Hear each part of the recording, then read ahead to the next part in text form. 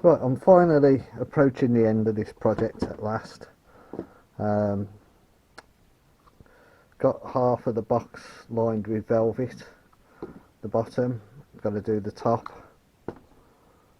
still got to do the top.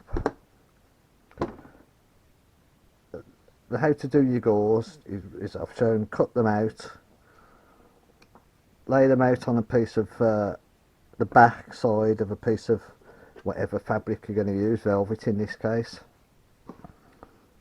Glue them on. I've used Bostik all-purpose glue. It's the kind of glue that's very stringy, bogey forming glue, you know, that kind of glue. I tried 3 or 4 different glues. Don't use one that is like a PVA type fabric glue. It's just too awkward, and it wets the paper too much. And in this, unlike putting the gauze onto the sphere, it works against you when it comes to folding the. This is watercolour paper. I think it's 140 GSM that I ended up using. It was easy enough to fold the velvet around it. So once you glue all these down, cut around the 4mm border all the way around. Once you've done that, fold your corners in so that you can trim away your excess at the corners, top and bottom. Then apply a bead of glue all the way around and fold your edges in. Trim any of the extra velvet off if you need to, which I did need to on some of them, a little bit of excess. So then you've got your gauze ready to apply to the inside of your box. Assume this has got velvet on. Oh, the other thing is, right, these gauze are exactly 1/6 of the circumference at the top, but you want to take an extra millimetre off, and I'm going to modify the next diagram that I do when I do another one of these.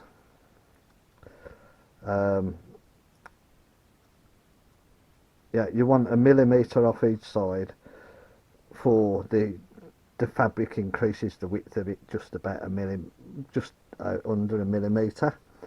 So there'll be, and you can spread the velvet out once it's glued down. Oh, apply a load of glue to the back when this has got velvet on, obviously, and just glue it to apply your glue to the fabric and the paper.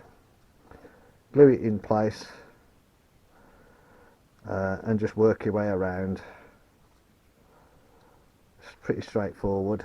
A bit messy, a bit sweary at times, because you know it tends to string off when you don't want it to. All of a sudden you get a big blob of glue coming out of the glue, and you don't want it at that time, and you've got to get rid of it somehow, and it gets everywhere, and you know the story.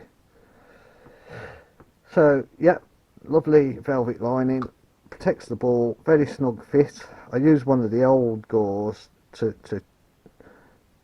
measure the thickness, and so I knew how big the dome had to be, because I remember I had to increase the size of the dome, and also to make sure that the box lid still fits properly.